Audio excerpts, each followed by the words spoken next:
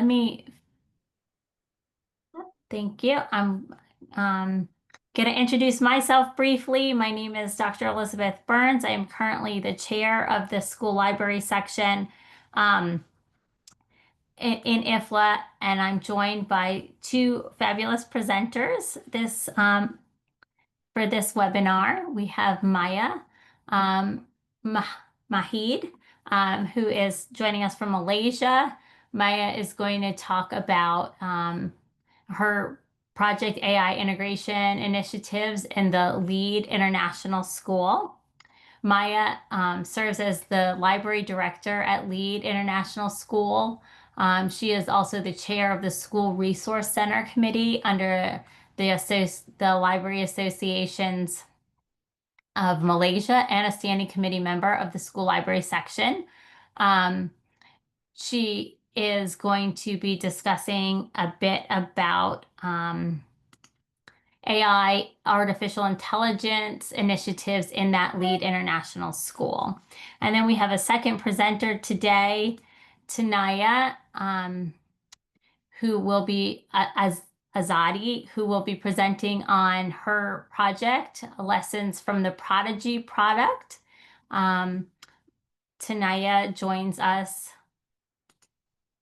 from, she's a senior postdoctoral researcher at the Media, Culture, and Policy Lab at Leuven, where she has played a key role in developing and strengthening the Creative Europe Program Research Project Prodigy. So we're going to hear all about that today.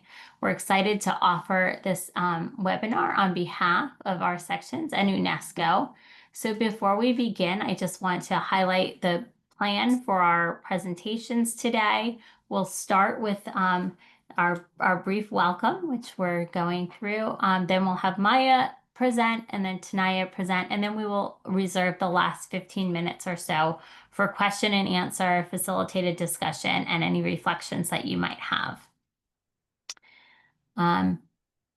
With that said, I'm going to go ahead and invite Maya to open her microphone, but I do have a pre-recorded video of Maya's presentation that I'll play for us to kick off our event.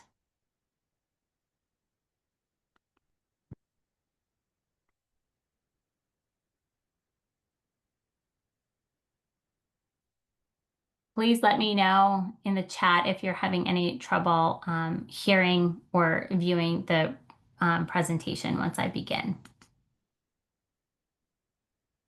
Hello, good afternoon, everyone. My name is Maya Abdul-Majid. I'm from LEAD International School, Malaysia. So today I will share with you about AI integration initiative at LEAD International School, Malaysia. It's truly a pleasure to be here with such a distinguished group of library and education professionals. Today we are gathered not only to discuss about artificial intelligence, but to reflect our evolving roles as educators, librarians, and mentors in shaping how this technology influences the next generation of learners. Allow me to introduce myself before I proceed with my session. All right. So I'm the library director and a library consultant at LEAD International School under LSL Education Group in Malaysia. So I'm the chair of the School Resource Center Committee of the Libraries Association of Malaysia, a standing committee member of the IFLA School Library Session, and a joint committee member of the IFLA. I'm a PhD holder in Information Management from Mara University of Technology, UITM, and specializing in school library management. Artificial intelligence is now woven into a very fabric of our teaching and learning processes. It has reshaped the way educators plan their lessons, how students conduct their research, and how assignments are created and completed. So that's why I want to share with you today that we have two frameworks that we're using in our school, one for students and one for the teachers. Okay, so for the framework for students, we are using PATS framework, and for the teachers, we are using ILMU. All right. So from chatbots that assist with writing to platform, that generate lesson ideas. AI has become both a tool of convenience and a catalyst of creativity. However, without clear guidance, there lies a genuine risk, a risk that students might become over-reliant on AI, comprising their own creativity, accuracy, and even of their sense of academic integrity. Recognizing this, Elite International School in Malaysia has taken a proactive stance. We aim not more to use AI, but to use it wisely and ethically. Recent studies affirm that this dual-edged nature of AI in education. For instance, Ozan and Phelan, Famous and Kamis observe that while generative AI support learning and productivity, it also raises serious concerns such as academic misconduct and the erosion of critical thinking skills and the diminished originality. Similarly, research in K-12 studies shows that the teacher readiness and structure framework are key to ensuring that AI serve as a meaningful, responsible learning partner rather than a shortcut. So, today I will share how Lead International School has designed and implemented structured guidance framework, one for students and one for teachers, to ensure that AI become a scaffold of learning, not a substitute for it. Okay, so at Lead International School, the students at this international school, we wanted to ensure that students engage critically with AI. So to achieve this, we introduced to them a simple yet powerful framework called PAS, an acronym for persona, aims, recipient, team, and structure. So as you can see, there's a photo of myself. So I'm conducting an information literacy session in my school. Okay. So persona is defined who the AI should be. For example, you are a science teacher explaining about photosynthesis to your student, for example. So aim, you have to clarify the purpose of the program, which is it for learning or to summarization or create a PowerPoint, something like that, right? The third point is recipients. So the student have to identify the intended audience, which is the information is for their peers or for the young students or for the parents. The fourth one is team. So the student have to specify and describe the style and tone and or any related parameter that they want. Okay, the AI generate the information for them. The last one is structure. So the student have to indicate the desired format. For example, maybe the information should be written in one paragraph or a long essay or a poster or in terms of a PowerPoint form, all right? So the original idea for this form from Google Gen AI for Educators, but the poster designed by one of my friends, which is Mr. Zakir Hussain. Right, for the teachers, okay, is Elmo, right? So we use model called Elmo, which is stand for initialist, level, method, and understand. The word ilmu means knowledge in Malay. So it reflects our belief that technology should always serve human wisdom. So look at the first one, which is I, initialist. The teacher, okay, should identify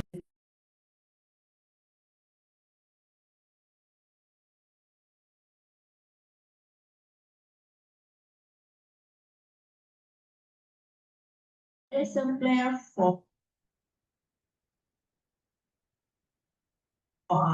Year 11 chemistry on the topic, okay, what kind of topic according to the Cambridge syllabus or in Malaysia, most of our government school, we are follow Malaysia syllabus, right? And L is stand for lantik or level, okay. It means that the teacher have to clearly state the AI path or desired outcome, meaning that what AI can generate the responses from different perspectives and knowledge flow. For example, you are the excellent teacher focusing on student-centered learning activities, right? Next, move on to the M, which is method. So the teacher has to decide how to integrate AI into lesson design. For example, I will do the necessary research, or I will condense my findings and then create a draft for you to evaluate, right? And last one is understand. So the teacher has to, at this stage, teacher can evaluate and interpret AI output for the accuracy and ethics, okay? So for example, teacher said, I want the lesson plan to be for 1 hour class or 20-minute lecture or 30 minutes to the activity or and 10-minute exercise for the questions.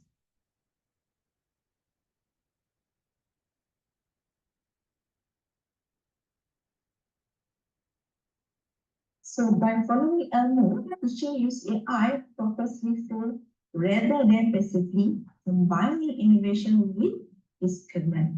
So this model empowers teachers to design engaging lessons and save time while maintaining educational integrity. So as we come to the close for today's session, I would like to express my heartfelt appreciation to all of you, fellow library professionals, education and innovators, for joining me in exploring how AI can be meaningfully integrated into our educational and library environments. So we have seen that AI is not a replacement for human intelligence, but AI is the partner that amplifies our capacity to teach, guide, and inspire. AI challenges us to rethink our practices, but it also gives us an opportunity to lead. So a library now not just a space of information, but a center of intelligent learning. So our role has evolved, yet our mission remains the same, which is to empower learners to think critically, act ethically, and explore courageously. So let us model responsible AI use, uphold information ethics, and advocate for equitable access to knowledge. Together, we can shape libraries into center of intelligent learning, where curiosity meets creativity and technology serve humanity. Thank you once again for your presence, your insights, and your commitment to advancing our profession in this AI-driven era. Let us continue to learn, lead, and inspire, because the future of knowledge truly begins with this. So this is the reference that I'm using for my presentation, all right? So if you have any question or comments, you can email to me with my personal email and also my library email. And you can touch with me on my LinkedIn profile. So just scan the QR code and let's keep in touch. Thank you so much.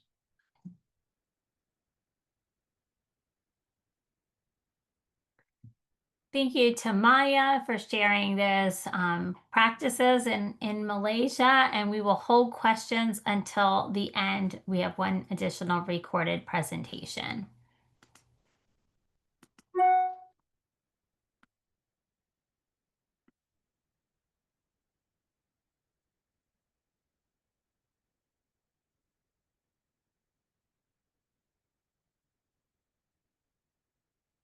Welcome everyone to my presentation on some of the results of our Prodigy project. The title of my presentation is Building AI Literacy for Vulnerable Groups, Lessons from the Prodigy project. Here is a brief introduction about me. I'm a senior postdoc researcher at KU Leuven, where I co-lead the Creative Europe Program Research Project Prodigy and Media Culture and Policy Lab of KU Leuven. I'm a member of the KU Leuven Digital Society Institute and Association for Information Science and Technology. I'm also contributing to several major international research consortia, such as DeMine and Remedies, among others. Let's have a quick overview of the Prodigy project. Prodigy is an acronym for Promoting Resilience of Online Digital and Informational Skills. This project is funded by the European Union under the Creative Europe Call, and we are a consortium of 3 universities from 3 different countries, including KU Leuven in Belgium, Nova University Lisbon in Portugal, and Jagiellonian University in Kraków, Poland. The project is 2 years, and prodigyproject.eu is our website. But what does Prodigy do? Well, we all live in an online environment saturated with misinformation and disinformation. And in fact, information disorder is one of the most pressing challenges of our time. This situation has been even exacerbated by the rise and rapid adoption of different AI technologies such as deepfakes, which make it even harder for citizens to distinguish fabricated content from truth. So these developments have an impact, serious impact on individual and societal level. I'm not gonna go into detail on these impacts, but one strategy to address these challenges is improving people's media literacy, AI literacy, information literacy, and critical thinking skills. And this topic has actually gained a lot of attention from scholars, experts, and policymakers. And we have a growing body of literature in this field. However, one thing which is lacking in this literature is attention to vulnerable groups. And in Prodigy, we aim to address this critical gap. What are the objectives and aims of Prodigy? We follow 4 objectives. First of all, we want to assess the AI literacy and digital skills of our population in Belgium, Portugal, and Poland. And we do this through using performance tests in 3 different countries. In Belgium, they'll focus on a sample of unaccompanied minors and also their guardians. In Portugal, we focus on children and youth from socioeconomically disadvantaged families, and it will also include their teachers and trainees. And finally, in Poland, we will focus on elderly population living in rural areas and who receive assistance from pre-teachers in lifelong learning centers. The second objective is to implement effective interventions. So through scoping reviews, we not only assess the most effective interventions in literature, but also we evaluate and we assess some existing frameworks to assess media literacy and AI literacy of population. But as I said, the main gaps of literature in terms of both assessment tools like AI literacy scales as well as interventions is that they mainly focus on general population and they have not been tested across vulnerable population, and that is something that we want to follow in Prodigy project. The third aim would be to develop a resilience toolkit, which is specifically for practitioners and include pre-test and post-test, and it enables measurement of intervention programs. So it's a collection of guidelines, conceptual frameworks, checklists, and questionnaires, which help practitioners to not only assess AI literacy skills of their relevant target group, but also to be able to evaluate the effectiveness of their intervention. The first aim of the project would be to disseminate our results and communicate our results to policymakers, to our stakeholders. We do this through cooperation and collaboration with EDMO Regional Hubs, MLA, Media Learning and Media Learning Association, and also the European Research Group, which will facilitate our engagement with the mainstream information media. We want to transform our research findings into recommendations for both practitioners as well as policymakers. And we do this through the collaboration that we have continue to have with EDMO Regional Hubs, MLA, and Euromedia Research Group, because we want to respond to the growing interest of policymakers in improving people's critical thinking to be able to combat misinformation and disinformation, also to combat or to address the adverse impact of digital communication technologies. Prodigy has 5 work packages, 3 work packages, 1, 2, and 3 are content related, and work package 4 and 5 are more into project management. Work package 1 is actually two-folded. So we not only aim at review existing effective intervention to combat misinformation and disinformation in AI-driven environments, but also we want to improve existing assessment tools, especially in the domain of AI literacy, with a focus on vulnerable groups. And the second work package 2, is focusing on delivering the intervention program, and basically it's based on the results that we get through work package 1.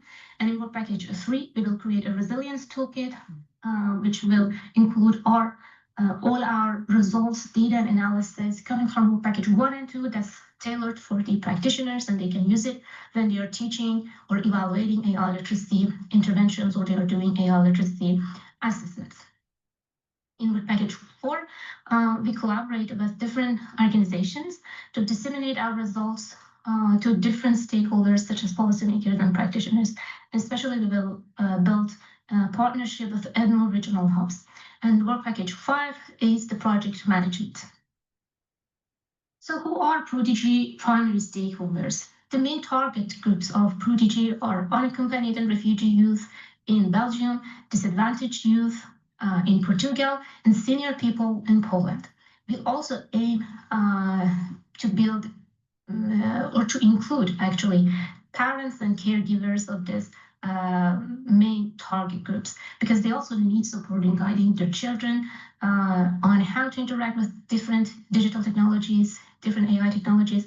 And that's why their input is also needed when we are designing the intervention or when we are developing and scale, which would enable us to assess the AI literacy skills of our Prodigy target groups.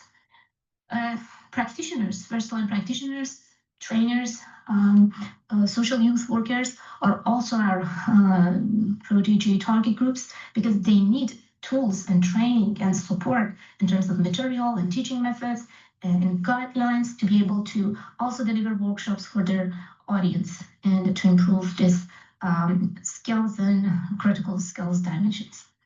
And finally, we want to provide evidence for policymakers who need to develop policies and are interested in the results of research on AI literacy, media literacy, and if they want to know which interventions are effective, what should be done, what are the gaps, and that's also one of our main Prodigy stakeholders. What methodology do we follow in Prodigy?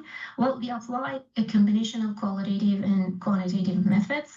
So it's a mixed method approach, basically. We do two scoping reviews to identify the most effective intervention programs on digital environments, AI-driven environments, aiming at improving the skills to combat misinformation and disinformation.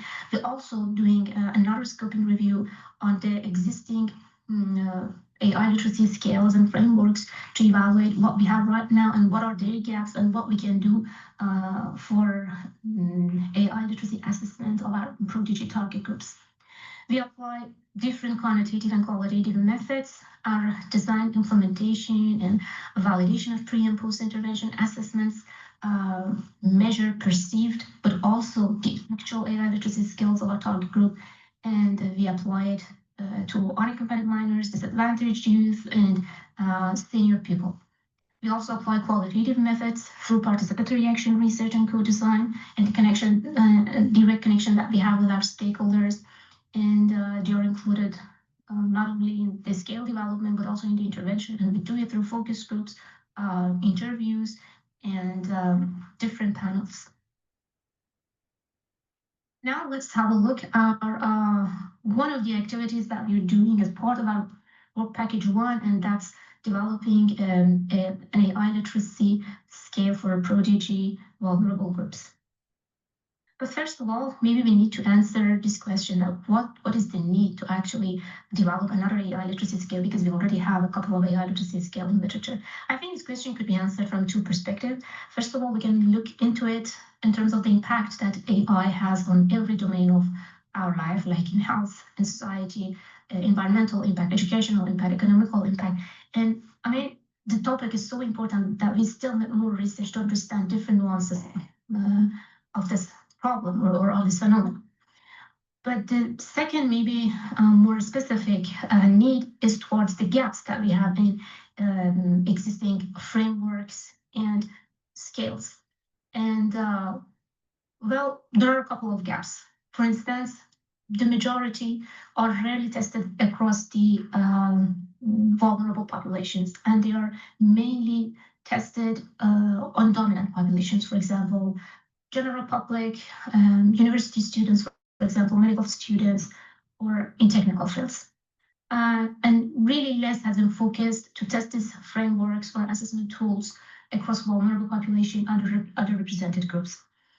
Another gap is that most frameworks are derived from literature reviews and validated quantitatively, sometimes complemented by expert opinion, but they often fail to address the specific needs of their target population. And that is something that we can get through participatory action research and co-design elements that involves engagement of stakeholders in development process, but not only in development process, but also in validation process.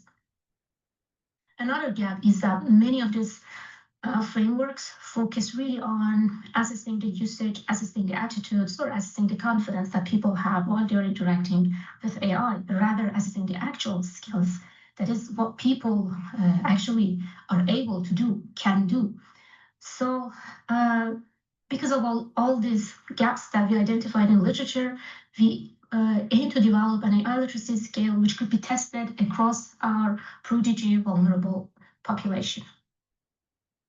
How do we define AI literacy in our AI literacy scale? We define it as a set of competencies that enable people to communicate, work, and live effectively with both one another and also the intelligent machines. This set of competencies help people to engage, create, and manage, while they also are able to evaluate the AI benefits, its risks, and also the ethical implications. AI literacy is clearly related to other well-established literacies, most notably digital literacy, and sometimes could be viewed as an extension of digital literacy. So the conceptualization that we have for developing our AI literacy scale actually is based on a framework which has been developed to assess the digital skills, youth digital skills indicator, or YDSI, which is a framework and is part of a device skills project. In this indicator, we have 4 dimensions to be tested, and in few slides, a few later slides, I'm gonna explain these 4 dimensions. This scale has been validated and is an empirically grounded good model for structuring the competencies that also make up AI literacy.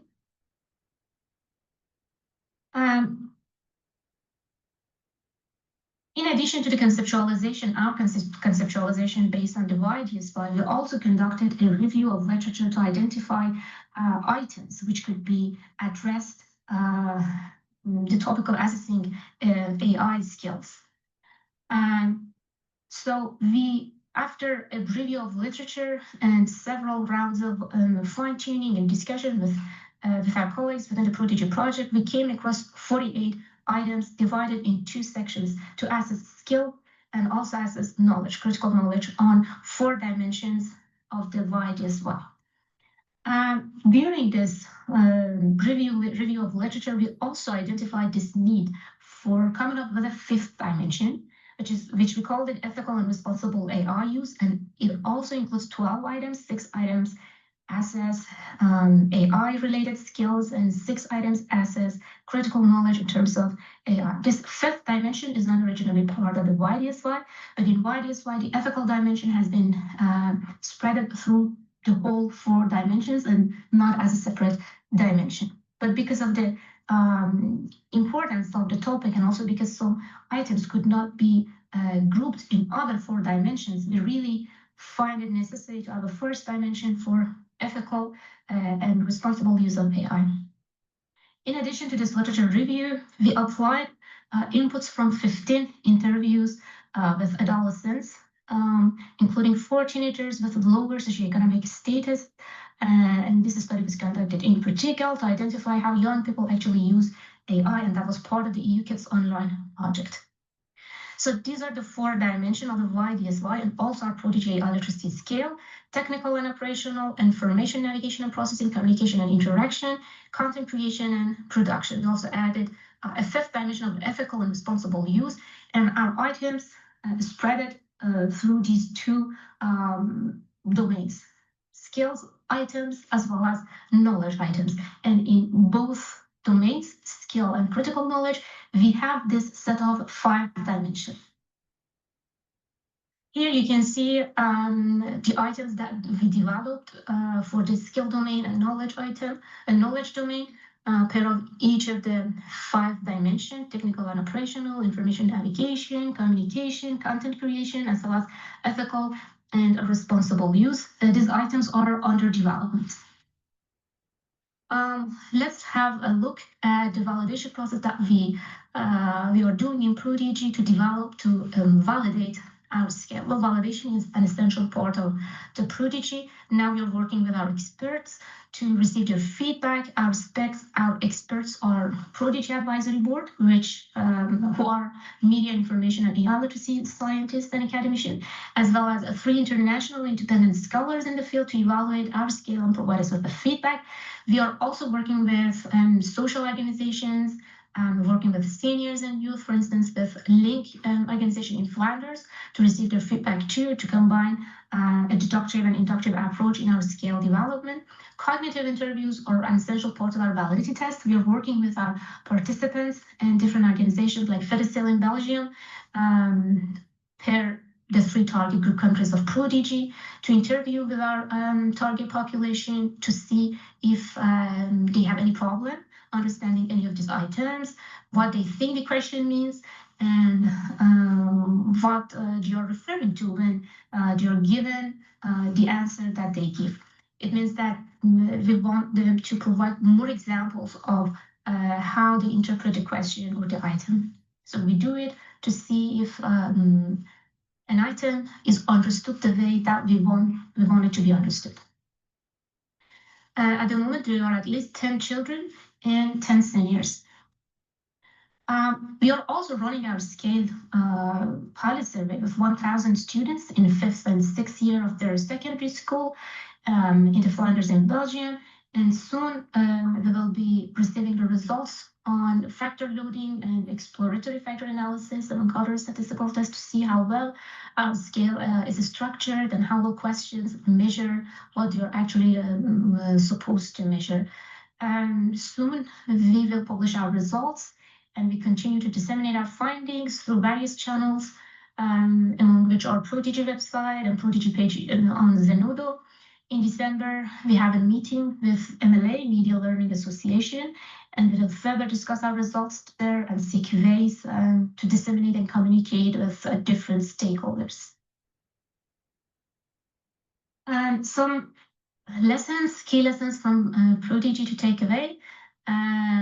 Well, our research understands several gaps and opportunities in advancing AI and media information literacy, particularly for vulnerable population. First of all, there is a lack of intervention-oriented research across vulnerable groups. Most studies at the moment measure, for instance, AI literacy competencies without delivering targeted educational interventions, especially for vulnerable groups. In Prodigy, we really want to address this gap by developing an evidence-based AI literacy scale, which is designed to inform and guide future training initiatives. We also develop and implement relevant interventions, which we think would be helpful to improve the AI literacy skills of our participants. And we will have pre-tests and post-tests to see if our intervention was effective in terms of improving the AI literacy skills of our participants, both the scale development and validation, as well as the intervention development. And effectiveness will be based on participatory action research and will be based on co-design elements where we invite our direct stakeholders like the children and senior people themselves, but also their caregivers to provide us with feedback on the development and validation process. There is also lack of engagement with the stakeholders. And as I said, most existing frameworks have been developed without getting input from direct and indirect stakeholders like the children or the caregivers. And Prodigy participatory design incorporates different stakeholders to enhance its relevance and inclusivity. We need to build the bridge between theory and practice. There's like a disconnection between academic AI literacy frameworks and classroom implementation, and educators often lack the training resources, support resources, or even confidence to apply these frameworks into teaching. Prodigy confront this challenge by involving teachers and trainers directly into the co-design.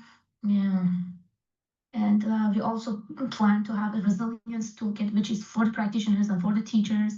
And it provides teacher-friendly guidelines, curriculum and integration strategies, and professional development support. So in this way, we help educators to bring AI literacy to their real-world classrooms.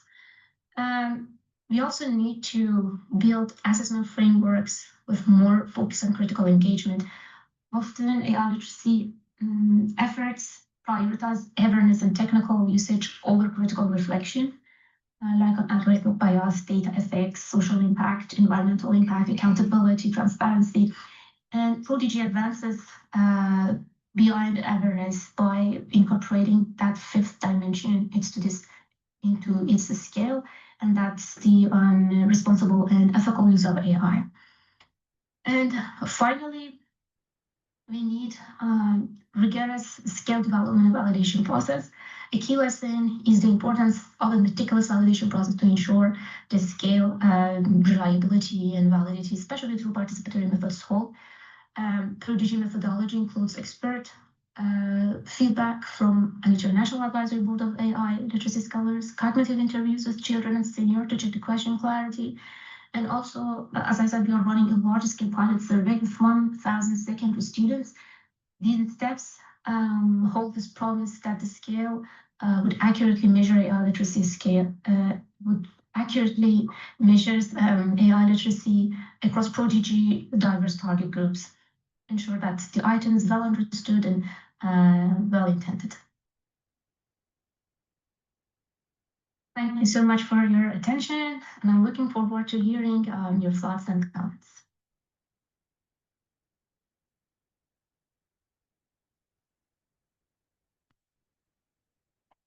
So with that, I invite everyone to ask a question of our presenters, perhaps share some of your reflective thoughts on the projects that were presented today. You're welcome to add your questions and comments to the chat. And if you'd like to speak, please just raise your hand and I will then ask you to unmute so that we are not speaking over one another. Would anybody like to begin with a question or a comment?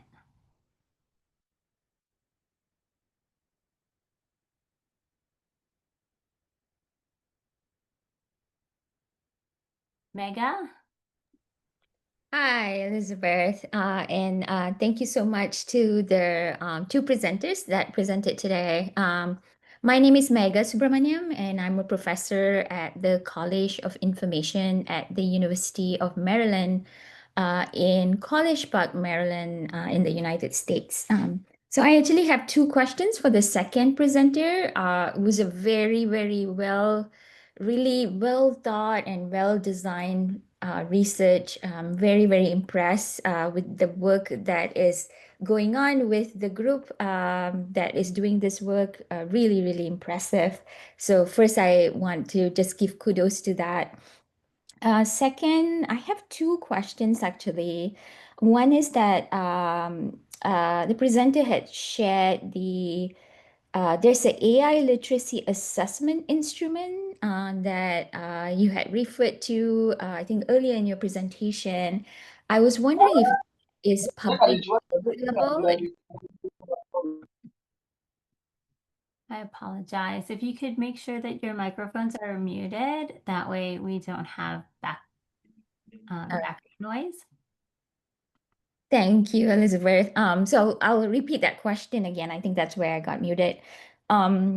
Is the AI literacy assessment that was referred earlier in the presentation, is that instrument publicly available at this moment? So that's my first question. And then my second question is, I'm really impressed with the extent of that you all are thinking about AI literacy and also thinking about the interventions that are going to happen.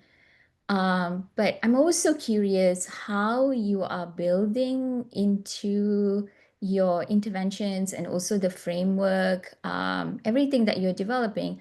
How are you accounting to how AI is so rapidly changing even as we speak? So if you can speak about if you can answer those two questions, I would really greatly appreciate it. And thank you so much. Yeah, thank you, Mega, for your questions. As to your first question, yes, our AI literacy scale would be later on available for wide and wider spread usage. But as I said in my presentation, at the moment we are still taking some validation as well as item development and item fine-tuning process. But we need to complete our pilot survey and other validation tasks more or less by the end of December. So we are hopeful that by then we would be able to come up with some results and the first version of the validated scale. And as I said, a Prodigy project has a page on Zenodo where all our reports, technical reports, would be there available, open access, so it's free to use, and you can follow there as well as our Prodigy website for future publications and reports. And as to your second question, well, yes, that's true. In general, digital technologies, including AI technologies, are moving targets. And as we are working on our scale development and intervention implementation and evaluation,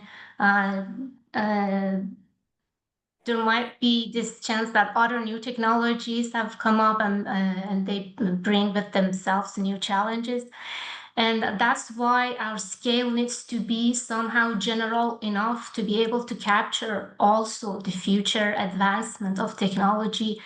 It's actually one of the, I guess, strength of our scale, which is not necessarily limited to generative AI like ChatGPT or Copilot, but we are trying to formulate our items in a way that can capture the user's ability to apply and engage with different aspects of AI technologies in general, and not just, for instance, ChatGPT. As I said, our conceptualization comes from a prior study that we also did here in K Leuven. Of course, K Leuven was one of the partners, and that was part of a bigger project called Youth Skills or Y Skills. And in that project, colleagues proposed a conceptual framework for assessing digital skills in 4 dimensions, which were in my slides. If you go to that report and the citation that I made available, you can really assess that the items are formulated in a way which are somehow inclusive, and they can capture technology, technology usage through all those 4 dimensions. But as I said, yeah, digital technologies, digital skills are moving targets, and skills should develop in a way that could be updated, at least with minimum effort to be able to also capture the future needs too. And just a small comment, I noticed my recording was playing back a bit faster. Because it exceeded the time duration that I needed to record my video, but I hope it was still understandable for the audience. But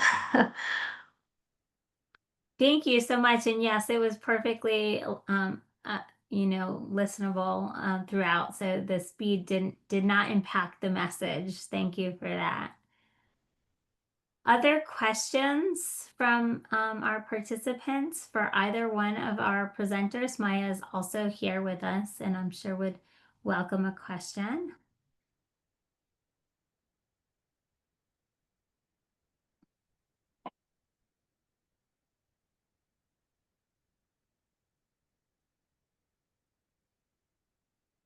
No further questions? Maya, I have a question for you. I appreciate you sharing some of your practices. I wonder how widely implemented would these types of interventions and strategies be in Malaysia as a whole? I know that you're at a specialized school, so are these generalizable to practices within Malaysia as a whole, or is this something that is really just a prototype that you're trying out? Okay, hi, thank you, Elizabeth, for your questions. So, at the moment, I just doing it in my school because based on the requests from the teachers. And as you know, that our school are very supportive about the information literacy. So and then I found that the two frameworks is really useful for our teachers and students. So that's why I'm sharing this so that another colleagues who want to try these two frameworks, you can contact me and we can working together. Yep. Thank you. And tonight, I also have a question I'd like to follow up with you. One of your stakeholder groups was outside policymakers. At what point and in what format do you intend to be able to share your results so that perhaps it could generate policy?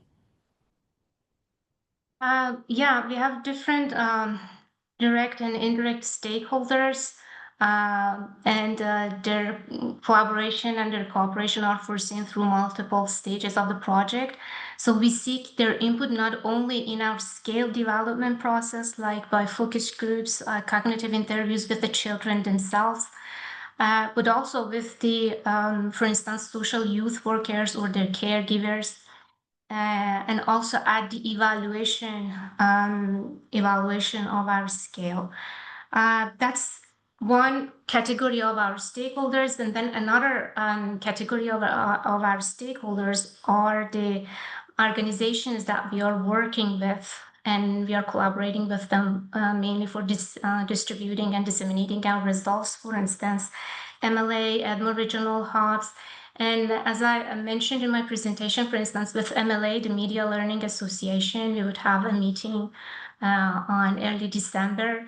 Then we are going to present our initial results from the scale development, and then they have contact with practitioners, first-line practitioners, so they are more into the field, and they can provide us with valuable feedback on on the items, the development, also the validation, and we will have workshops, different workshops as well to see how we can further disseminate our results for the practitioners too. For instance, the work package 3 of the Prodigy is developing a toolkit which is specifically designed for the practitioners, and that provide a collection of, let's say, conceptual frameworks, guidelines, checklists, the scale itself, how to apply the scale, educational material coming from our interventions, because we also develop and implement interventions for our specific target groups. So we can later on assess through our scale if the intervention was effective or not. So all of this, the user of this toolkit would be practitioners. So through this collaboration that we have with MLA, we can already, and they can get in touch with the first-line practitioners, and also they can invite them in our meetings too. We can have some feedback before developing our toolkit. Later on, the toolkit, after, I guess, the second year of the project, would also be available free for use on the internet. And I think the promotion of the results would still be one challenging point for every research, and that's one of the main important activities, in fact, for every research, because at the end we want to make sure that this content would be available for use and is user-friendly enough and context-based enough so it can be applied in practice.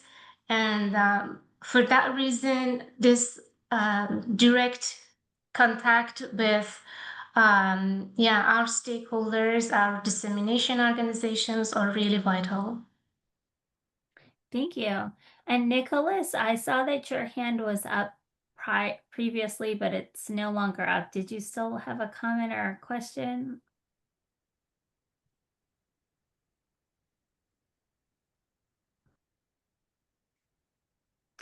Okay, perhaps. Oh, there's a comment in the chat. I hope that you all are also reviewing the chat. But there is a question: how can librarians in low resource context start adopting AI and MIL initiatives with limited infrastructure? Would you like to address that, Maya?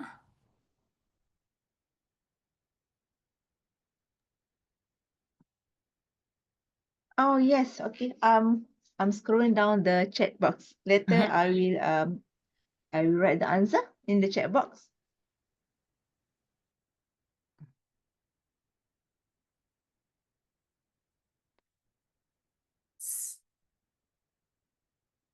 So I wonder if either of you have thoughts on how low resource institutions might start adopting the AI initiatives.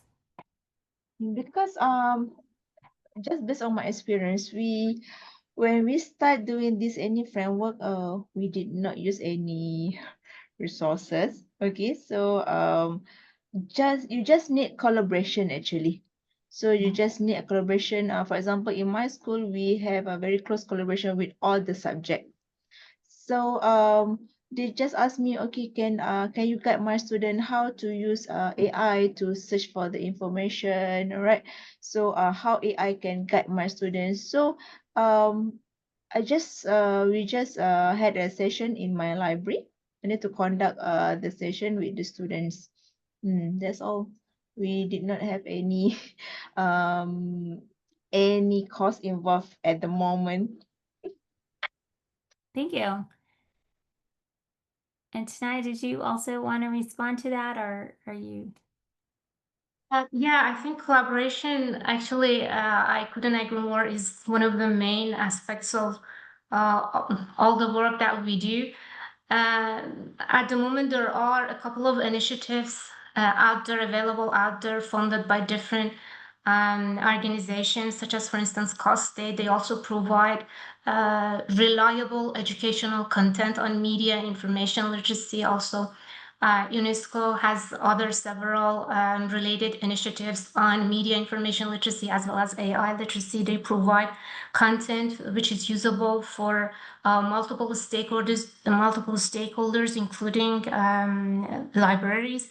And also through Prodigy 2, this toolkit that we are aiming to produce contains also educational material and assessment tools. So that's also coming from research, and they are reliable sources which libraries or any knowledge center with limited resources can rely on and can use it. And I think the main goal for we as researchers, as I said, is to be able to spread the word as much as we can. So stakeholders would know that there are some reliable material out there, and they can use it themselves. Yeah. There's also like another discussion on how to foster this collaboration and like on the criteria that such content should have. For instance, this toolkit should be really user friendly. They should be avoiding using technical, really and complicated conceptualization and content, and that should be ready to use. So these are something that we as researchers need to take into account for the final content to be really usable and user-friendly. But that's also another discussion. But I think it adds to the value of this content, and it makes this content to be more used. And so that's also important. Great, thank you. Well, I do show us right at time. The hour went by very quickly. So I certainly thank everyone for attending today. A special thank you to both of our presenters for sharing their practices with us. I also want to remind you that we will be sending a certificate to those that have participated today. So we're looking forward to following up with you in that way. And I am so excited to see that you all are sharing your social media links so that others can continue to stay connected with the good work that you're doing. I wish you all the best for the rest of your day, whether it be a long day still or if you're just wrapping up. And thank you for spending a little bit of time with us talking about information literacy, media literacy, and AI as we wrap up this UNESCO Mill Week for this 2025 year. Thank you. Thank you.